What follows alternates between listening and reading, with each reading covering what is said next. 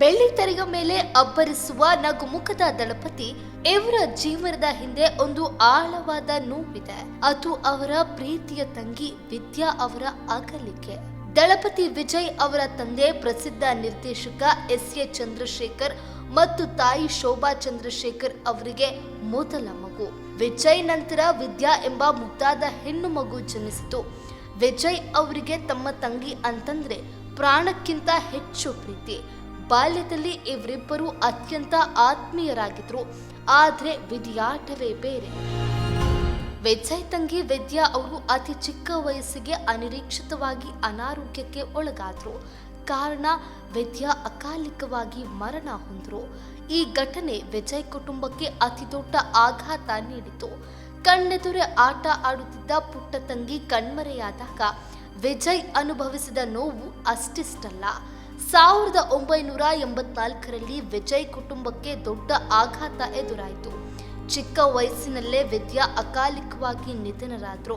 ವಿಜಯ್ ಅವರ ತಂದೆ ಚಂದ್ರಶೇಖರ್ ಅವರು ಸಿನಿಮಾದ ಚಿತ್ರೀಕರಣದಲ್ಲಿ ಬ್ಯುಸಿಯಾಗಿದ್ದಾಗ ಈ ದುರಂತ ಸಂಭವಿಸಿದೆ.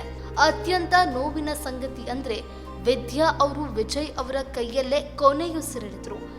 ತಂಗಿಯ ಸಾವಿಗಿಂತ ಮೊದಲು ವಿಜಯ್ ಬಹಳ ಚಟುವಟಿಕೆಯಿಂದ ಕೂಡಿದ್ರು. ತುಂಟ ಹುಡುಗನಾಗಿದ್ರಂತೆ. ಆದರೆ ವಿದ್ಯಾ ಅಗಲಿದ ನಂತರ ವಿಜಯ್ ಅವರ ಸ್ವಭಾವ ಸಂಪೂರ್ಣವಾಗಿ ಬದಲಾಯಿತು. ವಿಜಯ್ ಮೌನಿಯಾದ್ರು.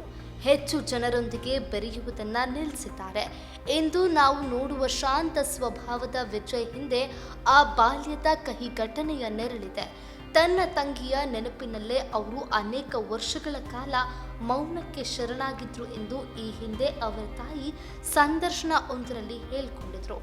ವಿಜಯ್ ಅವರು ಇಂದಿಗೂ ತಮ್ಮ ತಂಗಿಯನ್ನ ಪ್ರತಿ ಕ್ಷಣವೂ ನೆನಪು ಮಾಡಿಕೊಳ್ತಾರೆ. ಅವರ ಪ್ರೊಡಕ್ಷನ್ ಹೌಸ್ಗೆ ವಿ ಪ್ರೊಡಕ್ಷನ್ಸ್ ಎಂದು ಹೆಸರಿಟ್ಟಿದ್ದಾರೆ. ಜೀವನದಲ್ಲಿ ಯಶಸ್ಸಿನ ಶಿಖರ ಏರಿರುವ ವಿಜಯ್ ಅವರಿಗೆ ಇಂದು ಹಣ, ಹೆಸರು, ಅಂತಸ್ತು ಎಲ್ಲ ಇದೆ. ಆದರೆ ಈ ಎಲ್ಲದರ ನಡುವೆಯೂ ತನ್ನ ತಂಗಿಯನ್ನ ಕಳೆದುಕೊಂಡ ಶೂನ್ಯ ಮಾತ್ರ ಹಾಗೆಯೇ ಇದೆ. ಪ್ರತಿಯೊಂದು ವ್ಯಕ್ತಿಯ ಯಶಸ್ಸಿನ ಹಿಂದೆ ಒಂದು ನೋವಿನ ಕತೆ ಇರುತ್ತದೆ ಎಂಬಂತೆ ವಿಜಯ್ ಅವರ ಬದುಕಿನಲ್ಲಿ ಅವರ ತಂಗಿ ವಿದ್ಯಾ ಅಳಿಸಲಾಗದ ನೆನಪಾಗಿ ಉಳಿದಿದ್ದಾರೆ.